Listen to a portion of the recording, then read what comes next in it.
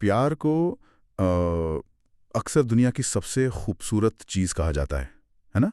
ये हमें हिम्मत देता है, खुशी देता है।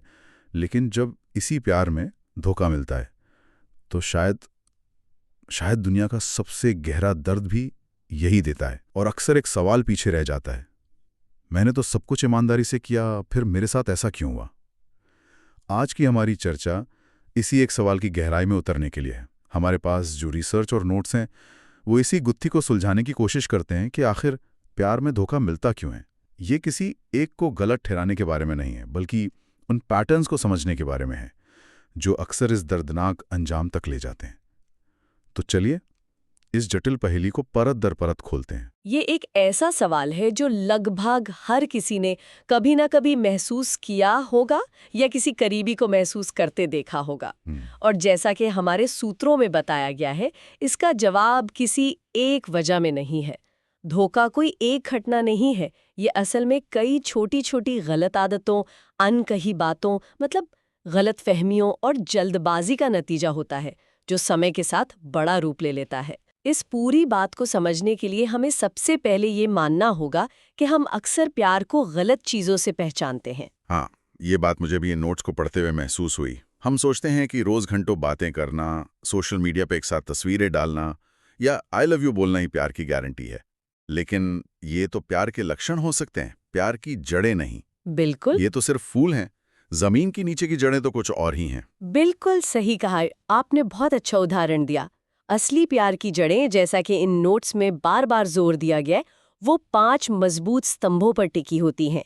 एक दूसरे के लिए सम्मान, मतलब रिस्पेक्ट, सम्मान, और एक दूसरे की भावनाओं और जरूरतों को समझना, अंडरस्टैंडिंग। जब इन 5 स्तंभों में से कोई एक भी कमजोर पड़ने लगता है तो रिश्ते की इमारत में दरार आनी शुरू हो जाती है। और यही दरार अगर समय पर भरी ना जाए तो आगे चलकर धोखे का रूप ले लेती है। तो फिर चलिए सबसे पहली और शायद सबसे आम वजह पर आते हैं, जहां से ये दरारें पड़ना शुरू होती हैं। हमारे सूत्रों के मुताबिक ये है किसी को बहुत जल्दी अपनी पूरी दुनिया बना लेना। हाँ, खासकर जब कोई पहली बार प्यार में पड़ता है तो ये भावना बहुत मजबूत होती है, यही मेरी जिंदगी का केंद्र है या मैं इसके बिना जी नहीं सकता। ये सुनने में बहुत रोमांटिक लगता है, लेकिन क्या यही सबसे बड़ी गलती की शुरुआत है? हाँ, ये एक बहुत ही नाजुक और अहम बात है। इसे साइकोलॉजी की भाषा में एनमेशमेंट या हद से ज्यादा जुड़ जाना कहते हैं। इसमें दो लोगों की पहचान आपस में इतनी घुल मिल जाती है कि अपनी खुद की पहचान खत्म होने लगती है।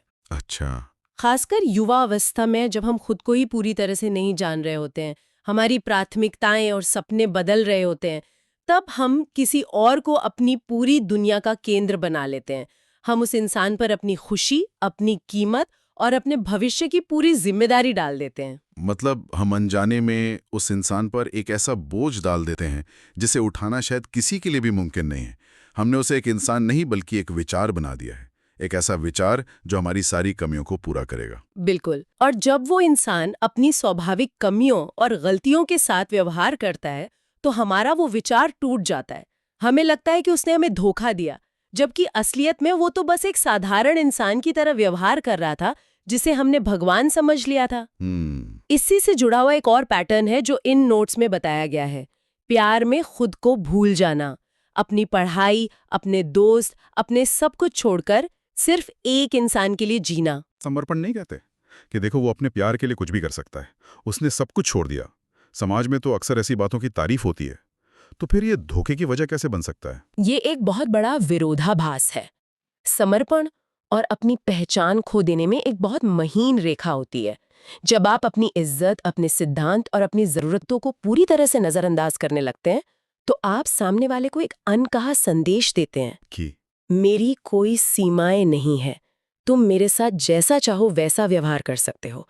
जैसा कि सूत्रों में एक बहुत तीखी बात कही गई है, जहां खुद की इज्जत नहीं होती वहां धोखा पक्का होता है। वाह। जब आप खुद को एक विकल्प की तरह पेश करते हैं तो सामने वाला आपको एक विकल्प की तरह ही इस्तेमाल करने लगता है। ये तो बहुत गहरी बात है। इसका मतलब है कि एक स्वस्थ रिश्ते के लिए दो पूरे लोगों का साथ आना जरूरी है, न कि दो अधूरे लोगों का जो एक दूसरे से अपनी कमियों को भरने की उम्मीद कर रहे हों। सही। और मुझे लगता है कि ये खुद को कम समझना और अंधा भरोसा करना, ये दोनों चीजें साथ साथ चलती हैं। हाँ, ये एक खतरनाक कॉकटेल है। भरोसा किसी भी रिश्ते की ऑक्सीजन है, लेकिन अंधा भरोसा जहर बन सकता है। जब हम किसी से कहते हैं मुझे पता है तुम ऐसा कभी नहीं कर सकते, तो हम असल में अपनी आंखें बंद कर रहे होते हैं। हम सच को देखना ही नहीं चाहते। क्योंकि डर लगता है। हाँ, क्योंकि हमें डर लगता है। डर कि कहीं वो हमें छोड़ ना दे, कहीं वो नाराज ना हो जाए। ये डर हमें सवाल पूछने से रोकता है। और जब सवाल पूछना बंद हो जाता है तो बातचीत खत्म हो जाती है और फिर छोटी छोटी बातें छिपने लगती हैं। नोट्स में सच छुपाने को भी धोखे की एक बड़ी वजह बताया गया है। लोग सोचते हैं कि एक छोटे से झूठ से क्या होगा, रिश्ता बच जाएगा। लेकिन क्या ये छोटे झूठ ही बड़े धोखे की नींव नहीं रखते? यही होता है, एक छोटा झूठ, फिर उसे छिपाने के लिए दूसरा झूठ, और धीरे धीरे ये झूठ की एक पूरी दीवार खड़ी कर देता है। सच कड़वा हो सकता है, लेकिन वो एक बार दर्द देता है। झूठ झूठ एक ऐसा जहर है जो धीरे धीरे रिश्ते को अंदर से खोखला कर देता है। और जब वो दीवार गिरती है तो सब कुछ खत्म हो जाता है। ये डर और झूठ का चक्रव्यूह ही धोखे को पनपने के लिए सबसे उपजाऊ जमीन देता है। इस पूरी बातचीत से मुझे एक और पहलू समझ आ रहा है जो आज के दौर में बहुत अहम है। यह है दिखावे वाला प्यार। हाँ, सोशल मीडिया पर परफेक्ट कपल की तस्वीरें, रील्स, स्टेटस, सब कुछ ऐसा दिखाया जाता है जैसे कोई फिल्म चल रही हो। लेकिन हमारे सूत्र बताते हैं कि जब असल जिंदगी की मुश्किलें सामने आती हैं तो ये दिखावा बिखर जाता है। बिल्कुल, क्योंकि ये रिश्ते गहरे भावनात्मक जुड़ाव पर नहीं, बल्कि बाहरी दुनिया की तारीफ पर बने होते हैं। इनका मकसद एक दूसरे को खुश करना कम और दुनिया को ये दिखाना ज्यादा होता है कि देखो हम कितने खुश हैं। ये एक तरह का प्रदर्शन है। हाँ, एक प्रदर्शन। और जब प्रदर्शन का दबाव असल जिंदगी की जिम्मेदारियों जैसे कि आर्थिक परेशानियां या करियर की मुश्किलों से टकराता है, तो ये खोखले रिश्ते ताश के पत्तों की तरह ढह जाते हैं। इसे जुड़ा एक और बिंदु है लालच। जब कोई आपके साथ प्यार के लिए नहीं बल्कि आपके पैसे, आपके स्टेटस या किसी और फायदे के लिए जुड़ा हो, ये शायद सबसे कड़वे धोखों में से एक होता होगा, क्योंकि यहाँ तो रिश्ते की बुनियाद ही झूठ पर रखी थी। सही कहा। इसे हम लेन देन वाला रिश्ता या ट्रांजैक्शनल रिलेशनशिप कह सकते हैं। इसमें भावना एक निवेश की तरह होती है जहां बेहतर रिटर्न की उम्मीद की जाती है। जैसे ही उस इंसान को कहीं और से बेहतर डील मिलती है, वो पुराने रिश्ते को छोड़ने में एक पल भी नहीं सोचता। तो धोखा मिलना तो तय है। यहाँ धोखा मिलना लगभग तय होता है, क्योंकि सामने वाले का इरादा कभी प्यार था ही नहीं, वो तो सिर्फ एक मौका ढूंढ रहा था। और कभी-कभी ये बाहरी प्रभाव सिर्फ सोशल मीडिया या लालच तक ही सीमित नहीं रहता। इन नोट्स में गलत दोस्तों के असर की भी बात की गई है। ये थोड़ा अजीब लगता है कि किसी और की सलाह से इतना मजबूत रिश्ता कैसे टूट सकता है। ये उतना अजीब नहीं है जितना लगता है। इंसान वो एक सामाजिक प्राणी है और हम अपने आसपास के लोगों से बहुत प्रभावित होते हैं। अगर किसी का फ्रेंड सर्कल ऐसा है जहां रिश्तों को गंभीरता से नहीं लिया जाता, जहां धोखा देना कूल माना जाता है, या जहां ये सलाह दी जाती है कि अरे एक ही जिंदगी है, मजे करो, तो धीरे धीरे ये बातें इंसान की सोच पर असर डालती हैं। एक मजबूत इरादों वाला इंसान भी लगातार ऐसी सलाह के बीच अपने फैसले बदल सकता है। अच्छा। वो अपने पार्टनर के साथ अपनी समस्याओं को सुलझाने के बजाय अपने दोस्तों के बताए आसान रास्ते को चुन लेता है, जो अक्सर धोखे की तरफ जाता है। तो अब तक हमने जो भी समझा वो ये है कि धोखे की जड़ें या तो हमारे खुद के अंदर हैं, जैसे कम आत्मसम्मान, हाँ, या हमारे रिश्ते की गतिशीलता में है, जैसे डर और झूठ, प्यार और आकर्षण में फर्क ना कर पाना। इसे थोड़ा और सरल तरीके से समझते हैं। ये शायद सबसे बड़ी गलती है जो रिश्ते की शुरुआत में होती है। हमारे सूत्र इसे बहुत साफ तरीके से समझाते हैं।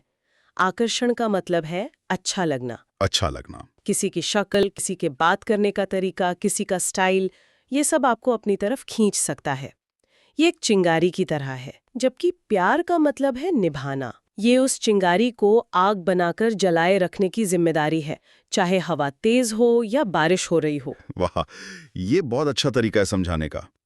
तो लोग अक्सर उस शुरुआती चिंगारी को ही पूरी आग समझ लेते हैं।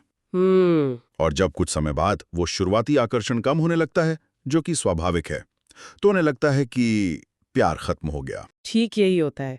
और फिर वो उस चिंगारी की तलाश में कहीं और भटकने लगते हैं। उन्हें लगता है कि समस्या रिश्ते में है, जबकि समस्या उनकी समझ में थी। उन्होंने रिश्ते की नींव ही रेत पर रखी थी, जो आकर्षण की एक लहर के साथ बह गई। सही बात है। इसीलिए ये समझना बहुत जरूरी है कि क्या आप किसी इंसान के व्यक्तित्व, उसके मूल्यों और उसकी सीरत से प्यार करते हैं, या सिर्फ उसके बाहरी आवरण से आकर्षित हैं। इन नोट्स में धोखे के कुछ पैटर्न या चेतावनी के संकेतों की भी एक लिस्ट दी गई है। जैसे धोखा देने वालों की कुछ आम आदतें बताई गई हैं।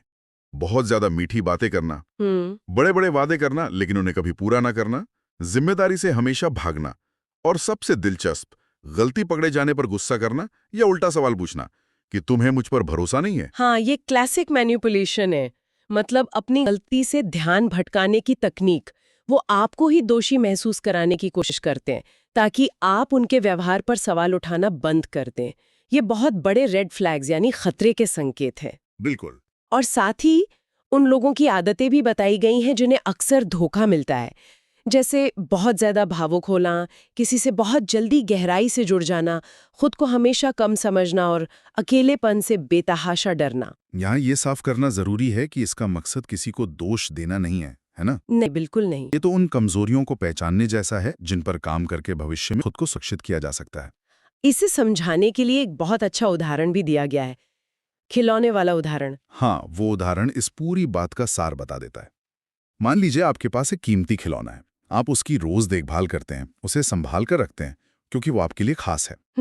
लेकिन आपका दोस्त उसे सिर्फ इसलिए चाहता है क्योंकि उसके पास खेलने के लिए कुछ नहीं है। वो उसके साथ खेलता है और जैसे ही उसे कोई नया ज्यादा चमकदार खिलौना दिखता है, वो पुराने वाले को फेंक कर चला जाता है। मतलब एक के लिए वो रिश्ता कीमती था, हाँ, और दूसरे के लिए बस वक्त गुजारने का जरिया।